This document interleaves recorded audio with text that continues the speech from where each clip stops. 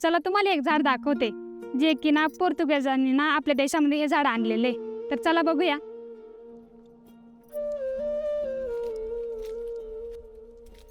तर हे आहे गायपात. पोर्तुगीजांनी ना मेक्सिकोमध्ये ना हे झाड आणलेलं होतं आणि ते पण 15व्या शतकामध्ये. त्याला काही भागामध्ये ना केकताड पण म्हणतात ते. तर तुमच्या भागामध्ये काय म्हणतात कमेंट करून नक्की सांगा. तर बघा हे आहे गायपात. हे गायपाताचं हे जे पान आहे ना एकदम चिवट राहते आणि ना करडा आणि हिरव्या रंगाचं पान आहे बघू शकता. आणि कडेने काटे ती आणि टोकाला पण काटा राहतं, असं तीक्ष्ण काटा राहतो. आणि वरती जो सुरा येतो ना त्याची भाजी केली जाते आणि त्याला पण फुलं पण येतात ना त्याची पण भाजी करतात ते. आणि ही खूप चविष्ट आणि आयुर्वेदिक भाजी आहे. आणि जो तुम्हाला हा सुरा दिसतोय ना तर 10 वर्षातून एकदाच एका झाडाला सुरा येतो. तर गायपाताचा सुरा आणि गायपाताला जे फुलं येतात नाही का ती पित्तनाशक आणि कफनाशक आहे. आणि तसंच आपल्या शरीरातली उष्णता कमी करण्यासाठी ही भाजी खाल्ली जाते.